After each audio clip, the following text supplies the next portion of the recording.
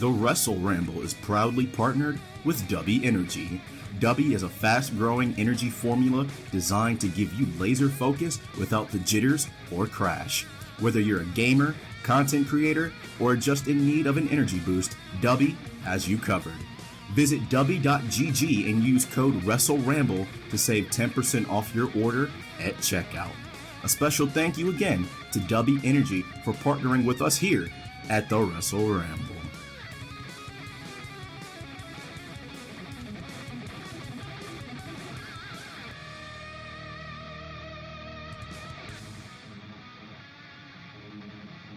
I have a note here and it literally is just beef, all caps.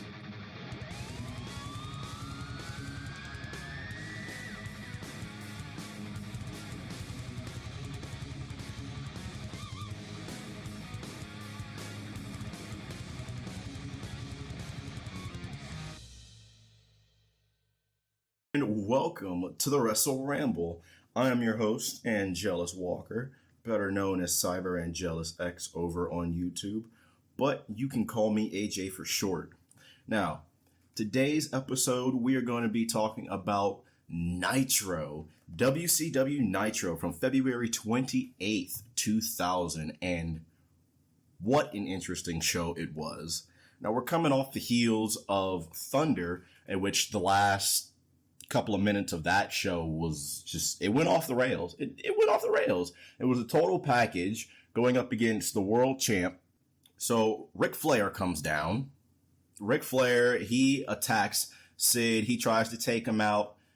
Ric Flair I said this in the last episode. Ric Flair interfering? Nah. Total package, hitting Sid with the baseball bat? Yeah, that's grounds for disqualification. Ring the bell. So that's how that match ended. That match ended with Ric Flair and Total Package stomping out Sid Vicious, and then it goes to a shot backstage where the Harris boys and Jeff Jarrett are like, you know what? We should be out there kicking some ass too. Let's go out there and get some bones. So they try and make their way out to the ring, but there's apparently a barrier of security guard and referees, and referee Mickey J tells Jeff Jarrett, hey, we've been informed by the committee not to let you guys anywhere near the ringside area. Jeff doesn't like this. Jeff says, well, I have a message for you to take back to the committee. Mickey J says, yeah, what's that? Jeff smashes his ass with a guitar shot, and so that's the end of Thunder, and so we're coming off the heels. Now, why am I telling you this? You know, you very easily could listen to the last episode and you'd have a whole bigger picture painted for you as to how that show went. You should actually check that out after you listen to this one. I'd appreciate that. This show starts, okay? This show starts, and it is a combination of highlights from both Thunder and Nitro over the past couple of weeks. No rhyme or reason or anything. Immediately the show starts and you're just bombarded. Crazy, right? And that's not even the half of it. Oh, just wait. Just wait until we get into it. You know why? Because Sunday's for the boys. Go ahead, pop those cold ones. Let's go ahead and dive into WCW Nitro from February 28th, 2000.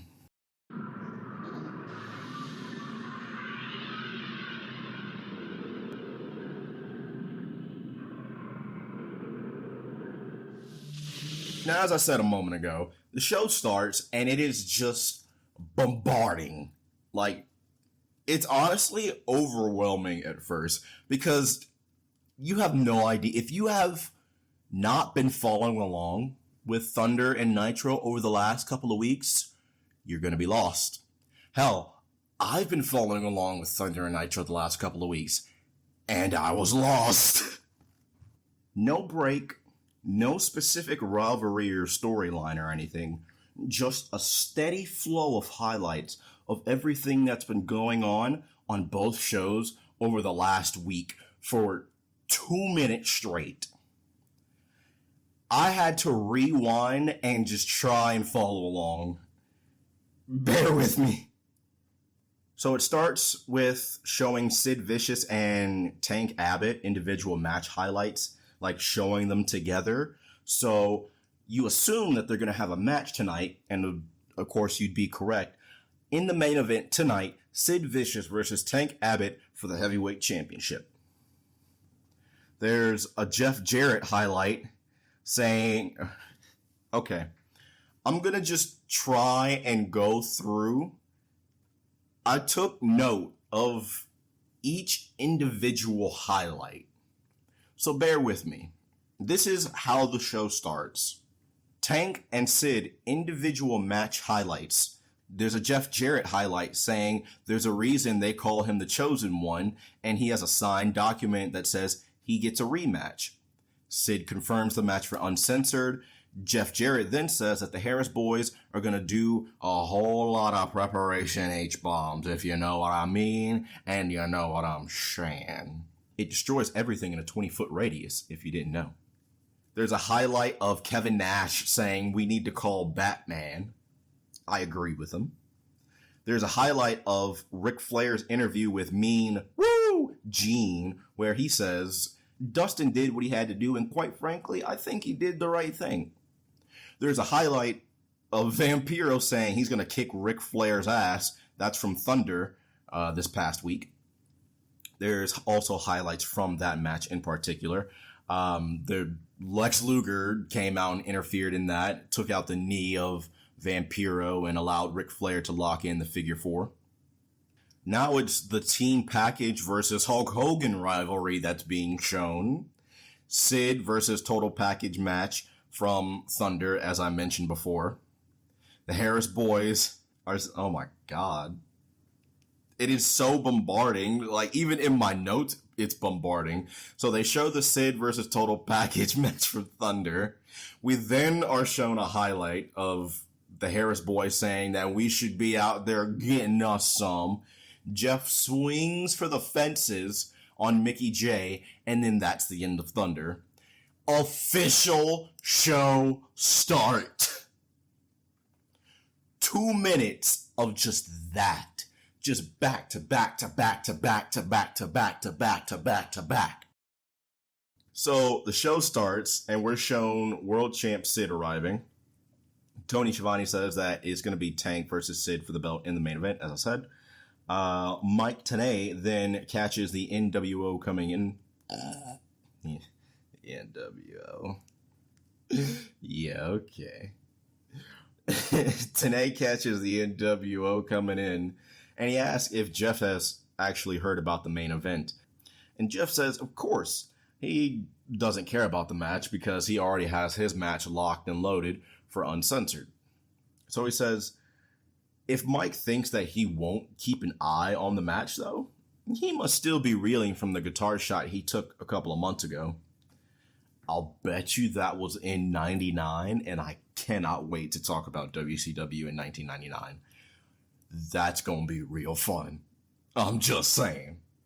Mike then asks Jeff if he thinks that he can beat Tank if Tank wins the World Championship here tonight. And Jeff guaranteed a victory. So, I mean, you know, your boy's feeling confident, apparently. More props to him.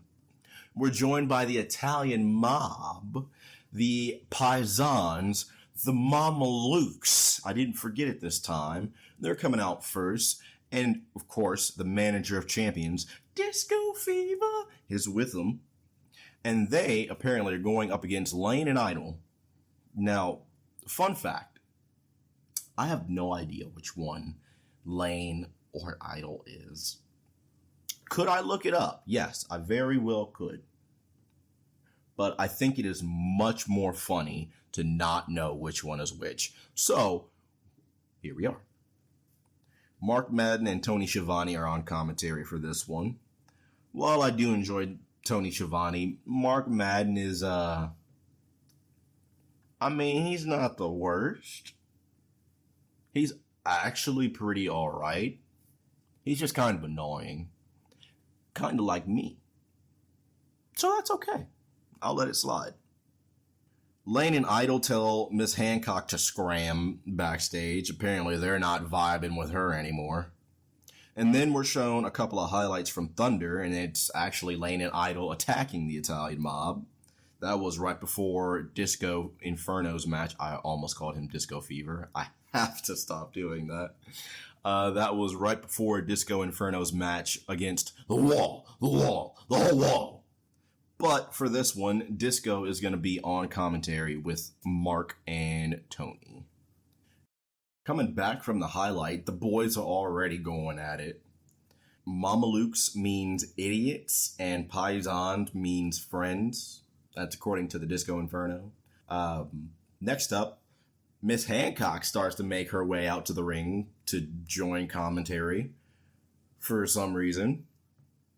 Not complaining. No, I'm not complaining at all.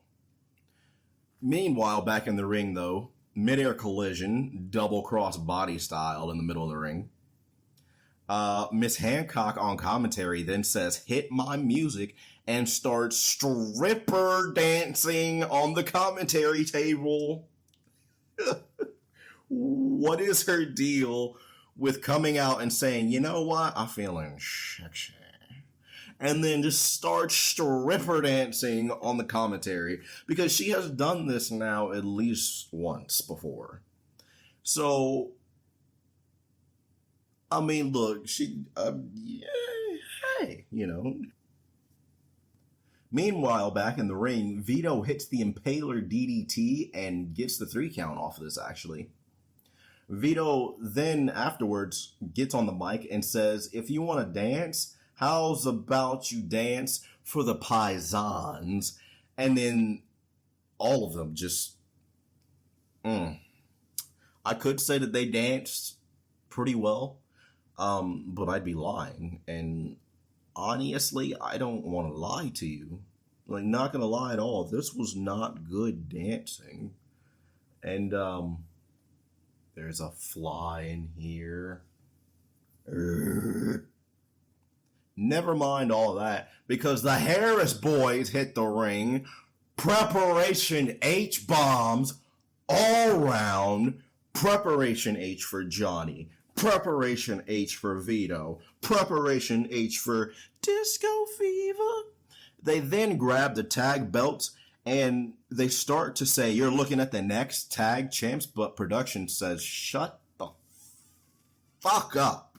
And they start to play their music. They don't even give them a chance. They say, "No, next segment." Brought to you by Milky Way. Get Milky your way. We're then shown a couple of graphics for the matches that we can expect to see, and apparently it's Champions Night on Nitro, because we have Vampiro versus Jeff Jarrett for the U.S. Heavyweight Championship, Tank versus Sid for the World Championship, like I said, and I'm pretty sure there's also a Cruiserweight Championship match thrown in there somewhere. So it's a night of gold on Nitro, baby. We got a couple of championship matches going on here tonight. We can also expect to see Sting here, and that's on good authority, according to Tony Schiavone. So the Icon is apparently going to be here. Mark doesn't believe him, but we'll see. Praise Jesus. I got the fly that was annoying me. Next up, we head to the Kid Cam. Buff Bagwell is at it again, bro. What is your deal? He's here apparently trying to talk to Elizabeth. Trying to get a date like this dude. But it goes from the Kid Cam shot to the Kid Cam being on a monitor and apparently being watched by Ric Flair, Elizabeth, and the Total Package, and they just get a laugh out of Buff Bagwell. And Total Package is like, "You know what? I'm going to teach this fool a lesson tonight." Next up, we see Bam Bam Bigelow, and he's here to give us his thoughts on who he thinks is going to win in the main event, and he thinks Sid is going to retain. We then get a commercial break, but coming back from that, we are at the Buckeye Cafe in Columbus, Ohio, and this was from the 26th. Gosh, man, 2000. This shot that they have, it was just like a time capsule. Just, man, it would have been cool to be at that cafe, to just like be there in general in 2000, just to experience what everything was like in 2000. That would have been pretty cool. Ricky Ratman, who the hell? I don't know if I'm saying that right. I don't know how to say that. I'm so sorry, sir, individual, if I mispronounced your name, even though I know I did. But Ricky is here. Ricky! And he's here to talk us through Spring Breakout 2000, brought to you by TrackPhone. Talk about a throwback. Holy shit. I had a TrackPhone for a little bit. So this is just pretty much us being shown. They don't really show us anything here. It's just a bunch of people doing party activities. Oh man, the way that this is shot. Early 2000s TV ruled ass. It just ruled, man. Next up, we see Hulk Hogan. He's here to cut a promo. He is sweating. This man is sweating, like perspiring in this bitch. Apparently, he was in a slow-rolling coffin to the emergency room, and Jimmy Hart almost died? What the fuck is going on? What? I really cannot express to you how moist he is here. Like, motherfucker is perspiring the hard way. So he challenges Ric Flair to an Indian strap match, and he's gonna become possessed for this match, pretty much. At least that's what he was kind of going towards in this promo. Like, Hulk Hogan in 2000 is so unhinged, and I don't even know how to take it. Like, I said in the early episodes that seeing Hulk Hogan in 2000, like on Nitro, but not only on Nitro, but being in the red and yellow gear, and now seeing Hogan on Nitro in the gear, slowly losing his mind. This is like a rare piece of wrestling history right here. And it has to be this promo specifically, because dude, sweaty, unhinged, like rainfall off of him, Hulk Hogan cutting an unhinged promo. Fantastic. He also says that he's going to beat Ric Flair within an inch of his life. Just had to throw that in there. Back out to the ring now. Mean Gene is in, and he introduces Ric Flair and Total Package and Elizabeth. Of course, they're going to accompany him to the ring. Like, did you expect that they wouldn't be there? Like, did you really think that the Nature Boy, 14-time at the time, world champion Ric Flair would roll alone without the Total Package, Flexi Lexi, and Miss Elizabeth team package? Did you think he would roll by himself? No. Ric Flair still has the weight belt of Hulk Hogan that he stole from him a couple of weeks ago. We are 20 days away from Uncensored, and they are going to get this point across here tonight. You have no choice but to understand that Uncensored is 20 days away. Buy this pay-per-view. Buy it. Buy it. Now. That is literally through the entire show. They make sure they do the graphic. Do the graphic. Show the graphic. I don't care that we have already shown it 10 times. Show the graphic. Buy the pay-per-view. Ric Flair says Hulkamania is down. Oh, here we go with this. Oh man, this part of the promo, just honestly, this whole promo, I wasn't for it. Ric Flair says Hulkamania is dead. You know why Hulkamania is dead? Because 4% body fat, and points over to the total package. Oh, shut up, man. No more of this. No more of the 4% body fat, 6 foot, 200. Sir, please. So Total Package talks some shit about Sting, and he says that he doesn't have it anymore. You just ain't got that fire in you. You ain't got that dog in you. He says, how dare that little bitch Buff Bagwell hit on Elizabeth, and he challenges him to a match. Oh, and he also spits on the camera. So that's wonderful. Thanks for that. Total Package says that this place fucking sucks, man. And they start to talk shit on Minnesota, and then Curt Hennig comes out and says, not on my watch. Curt says, stop taking my haircut and piss off, dude. And he challenges Ric Flair to a match tonight. So this is shaping up to be a pretty interesting show, right? Pretty good so far. So we have Jeff Jarrett going up against Vampiro for the United States Championship. We have Sid and Tank. We now have Total Package challenging Buff Bagwell. And we are now getting Curt Hennig versus Ric Flair. So, I mean, this is a good lineup. Like, this sounds like something that I would put together in Fire Bro. So I'm liking what I'm seeing here. So Curt says that Rick just talked a lot of hogwash. And he says, just show everyone your puppies. And this flabbergasted Rick. And Rick says, I'm gonna do to you what I did to your dad 20 years ago and slap you around on the back of your head. That was very specific, but okay.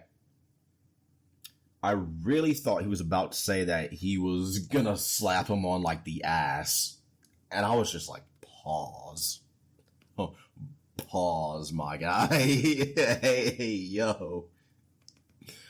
Curt then goes on to say that if he can't beat Ric Flair, that he'll streak down the street next week? Why did you immediately go to this? Why was this your go-to? Did you just want to be naked?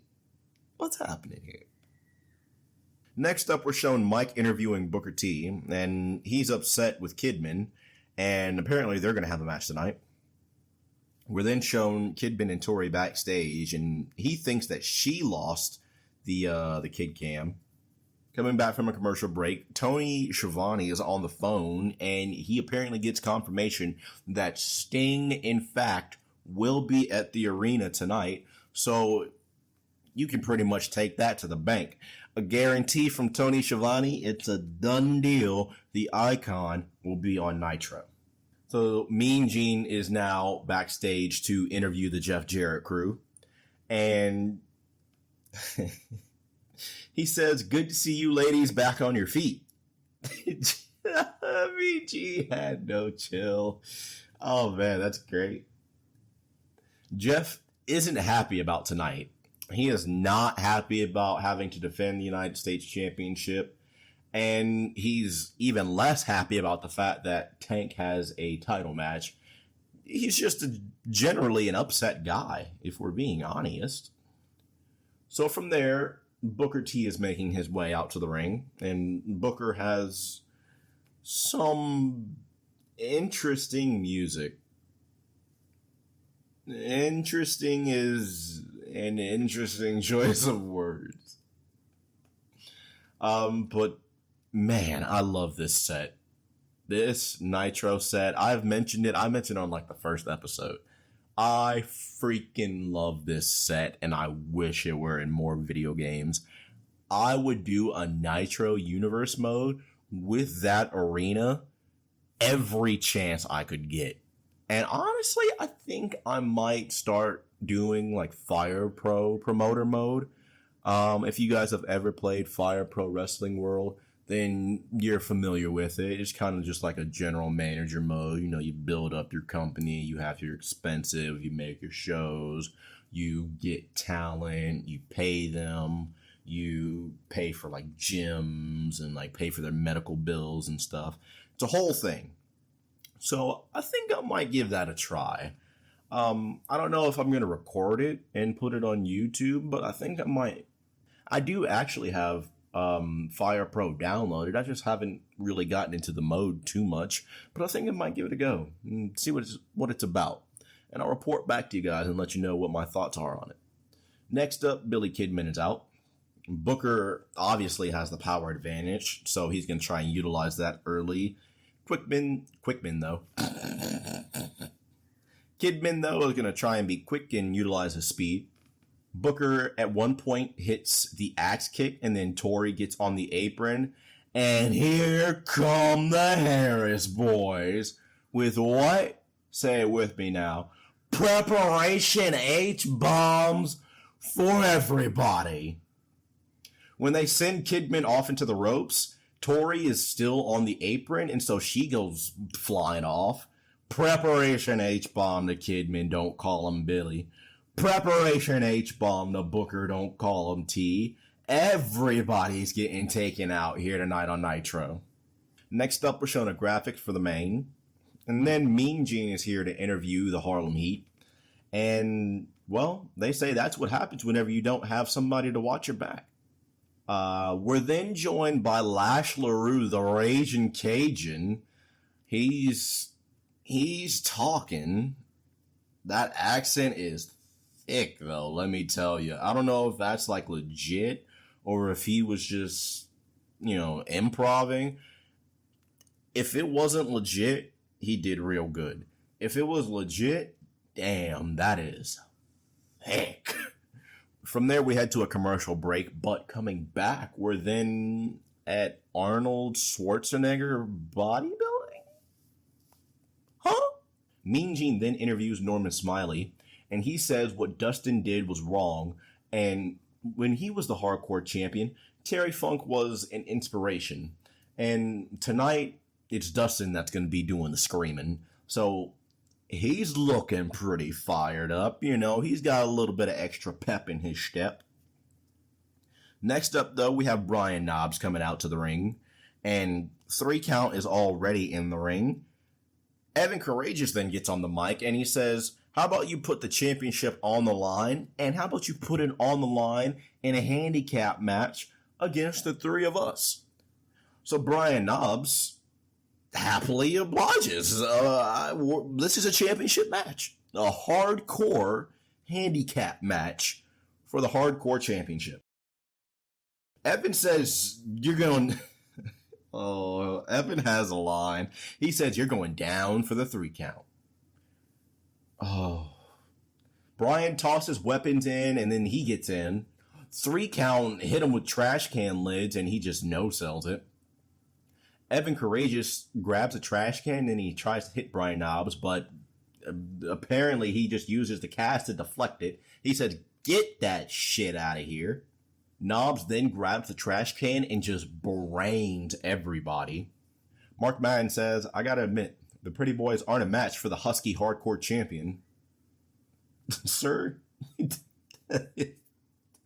It's Concussion City in the ring, though, because everybody's getting hit in the head. A chair shot to Shannon Moore. Broomsticks, kendo sticks, crutches, tables, you name it. It's in this match. Powerbomb to Evan Courageous in the aisleway through a table. Shannon then gets a trash can, and then he leaps off the apron to brain Brian in the head with it.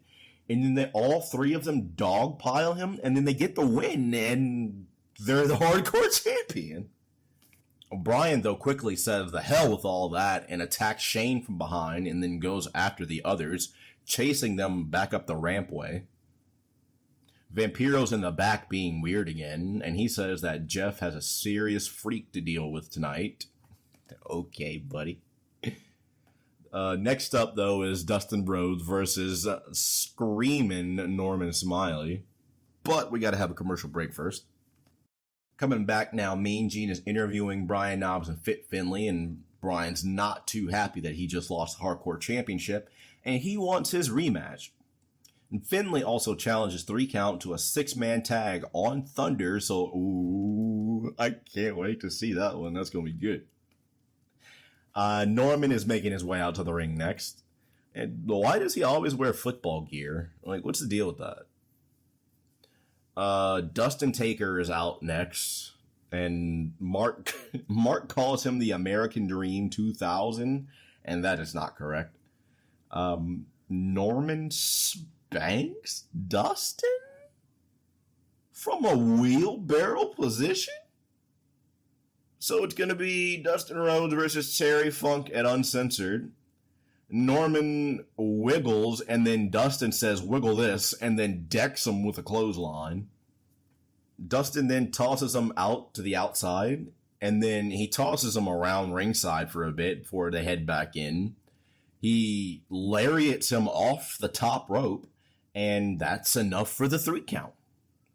Dustin then grabs the football helmet, decks Norman in the face, and then gives him a shot in the wiener because fuck you, man. Doug Dillinger and security come out, though, to stop Dustin from assaulting Norman, and man, oh my gosh, I'm so sorry. Oh, just thinking about that now, just, ooh. Coming up next, though, we have the United States Heavyweight Championship title match. But before we can get there, we got to have a commercial break because, of course, didn't you know? Coming back from the commercial break now, it's championship time, and Jeff Jarrett and women are out first. But they don't make it too far because they only get about halfway down the aisleway, and then Jeff Jarrett sends them back. From there, we get a couple of highlights from the guitar shots that we've seen over the past couple of weeks.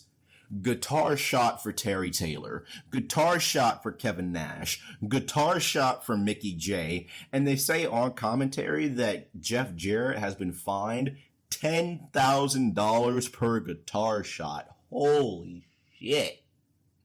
Pay my rent, please.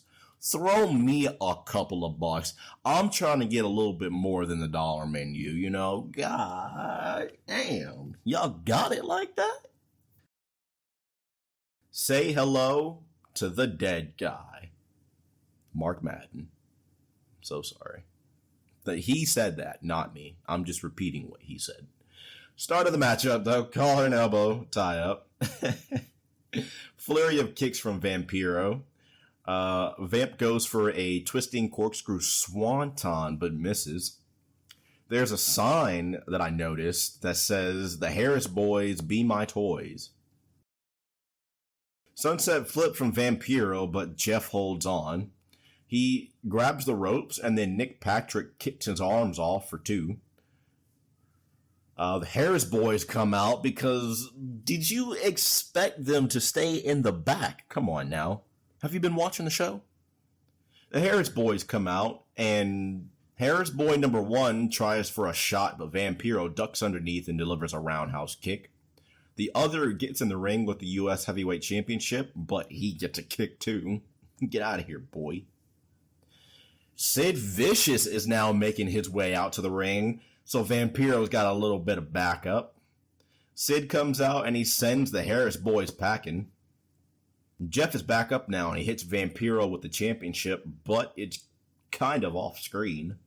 He goes for the pinfall, but only gets a 2 count. And then the timekeeper rings the bell because apparently they thought it was the 3 count. You were sadly mistaken. The match continues, so you screwed up, sir. Also, sorry, if you hear any background noise, there's some kids outside, so apologies about that. I'll try to edit them out as much as I can. Vampiro goes up to the top rope and he looks for a leg drop, but nobody home. Jeff Jarrett then gets back up, grabs him, hits the stroke, and that's enough for the 3 count. Next up, we're shown the Italian mob backstage, and they give a dude $20, and they say, "Hey, take this package and deliver it to the Harris Boys."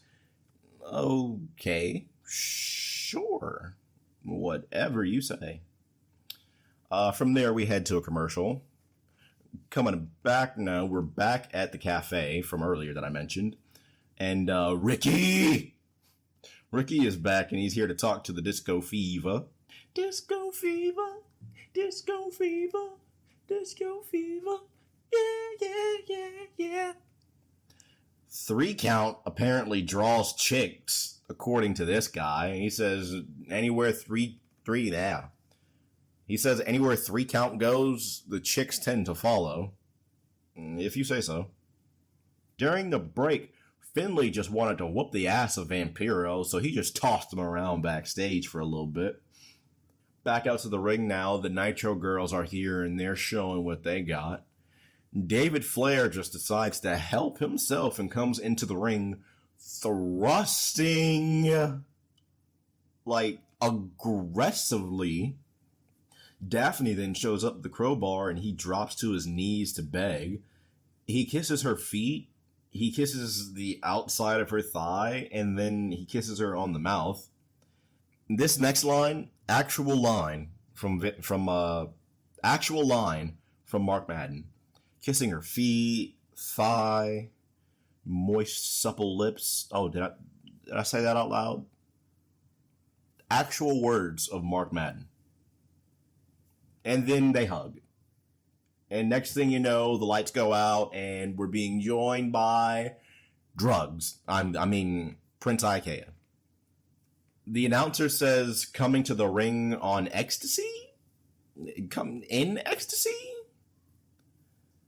Coming to the ring on drugs, I stand with Dare, sir.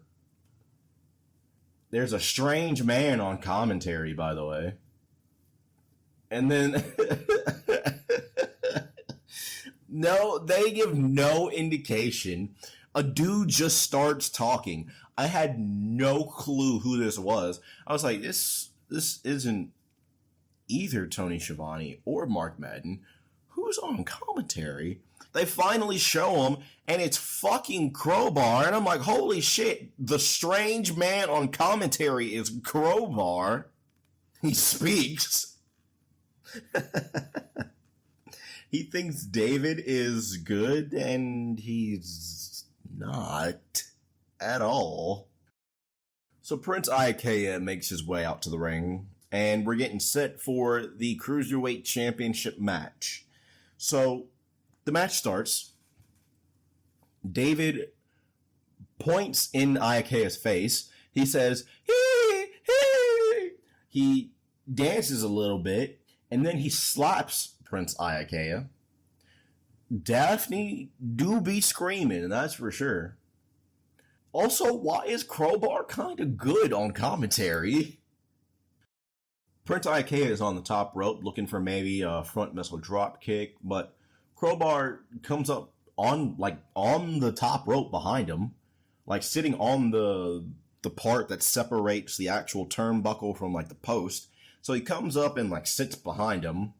And as Prince Ikea is looking to jump off, Crowbar attempts at least to grab his hair, but he gets just enough that's enough to derail or at least stop the attempt of whatever Prince Ikea was doing. The women start to throw fisticuffs.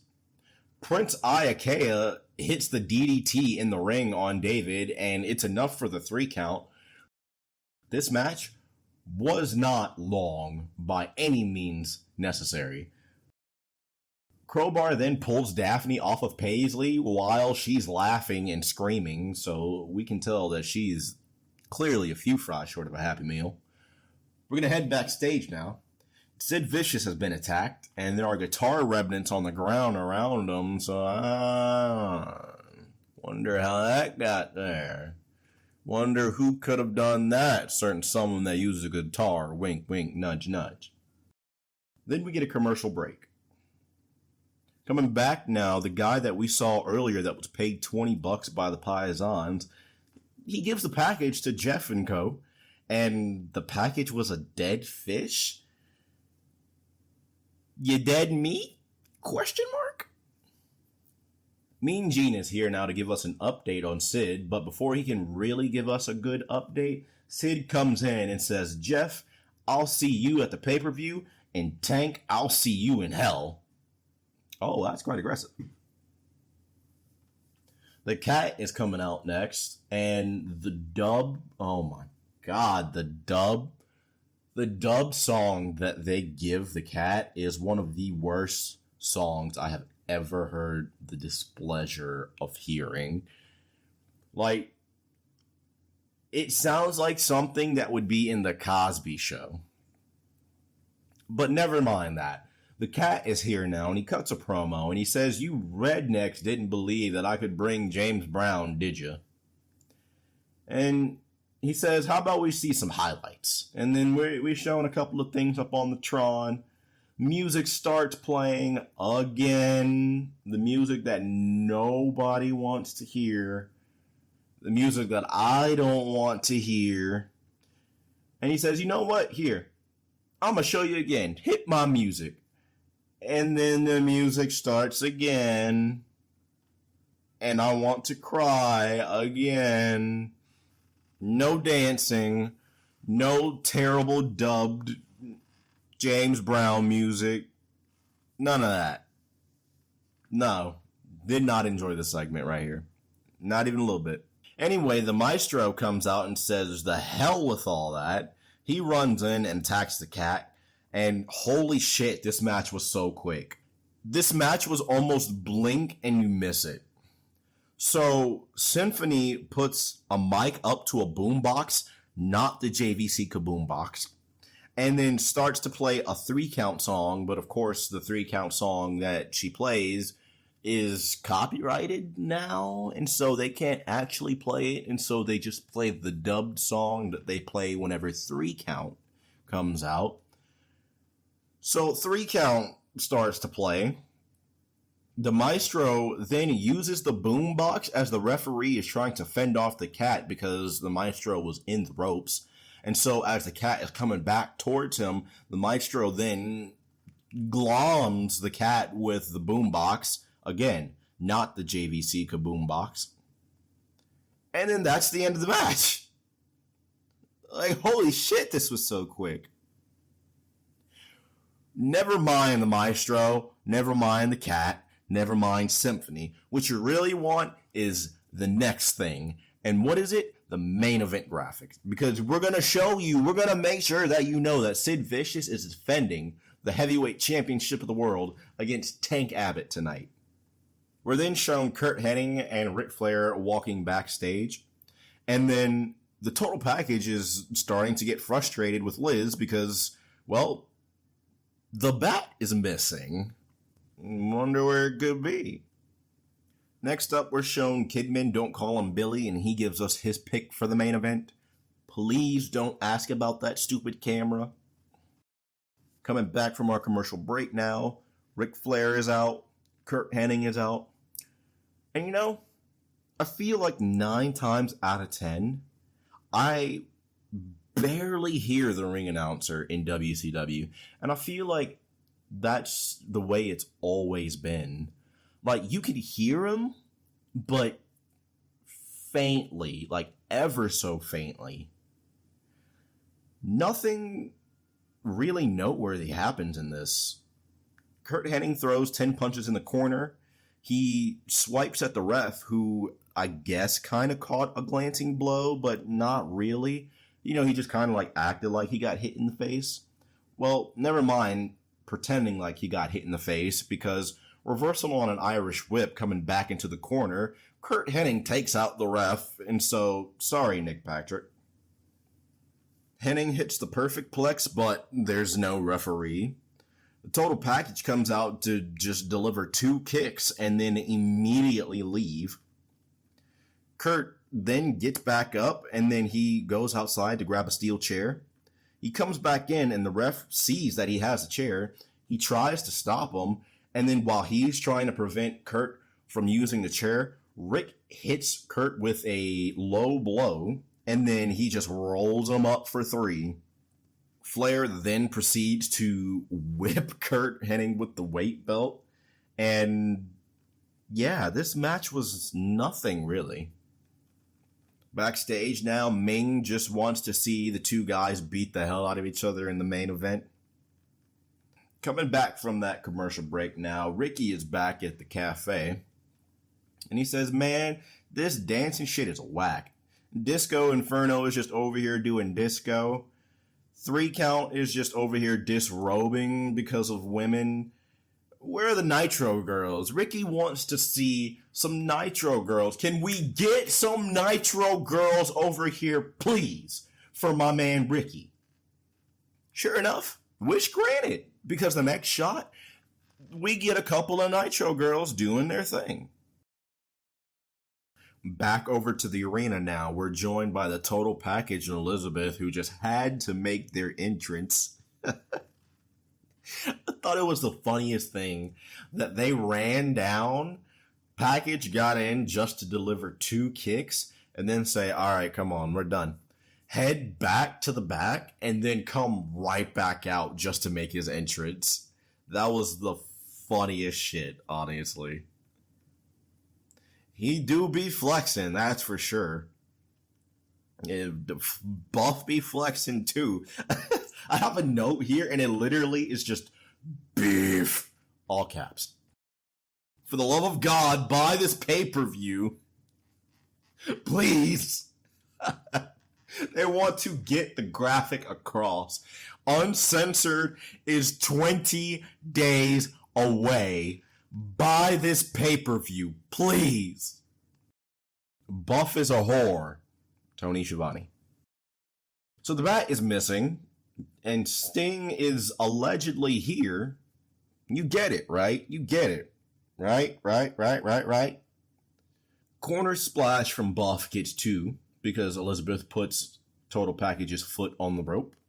Buff then gets out of the ring and goes after Elizabeth, but Ric Flair comes running down and attacks him. For a second, Buff is actually able to fend off both the Total Package and Ric Flair.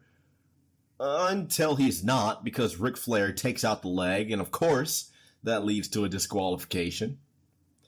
They go to set him up to break the arm, how they have been in the past couple of weeks with Total Package and putting people's arms in the steel chair and then stomping on it. So they set him up, but before you know it, it's Sting! Sting comes out and he gives Total Package 2 shots with the bat. He takes him out and he fends everybody off, and then he hugs Buff Bagwell. Embrace from the Icon. We're shown champion and challenger walking backstage, and it's main event time, baby. It is main event time. The heavyweight championship match is coming up next, but before we can get there, we have a commercial break, and not only do we have a commercial break, we have a commercial break that's sponsored by TrackPhone. Love seeing sponsored by TrackPhone, but it is now time for the heavyweight championship. But skirt, we have one more thing that we have to get to before we can get to that main event, before we can unlock that next section. I want to let you guys know, and I want to take a second to say that this episode of the Wrestle Ramble podcast is powered by W Energy.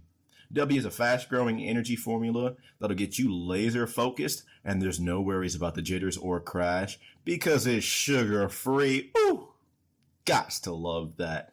But if you need that energy boost, W has you covered. Visit W.gg and use code WrestleRamble to save 20% right now for our listeners at checkout. A special thank you again to W Energy for partnering with us here at the Wrestle Ramble. It is now time for the main event. Tank Abott is coming out first, and he comes out on a motorcycle. That was pretty sweet to see, honestly. Tank comes out on a motorcycle. Sid 0210 comes out next. Fucking Sid and his 90210 sounding ass music. But man, I love seeing Big Gold.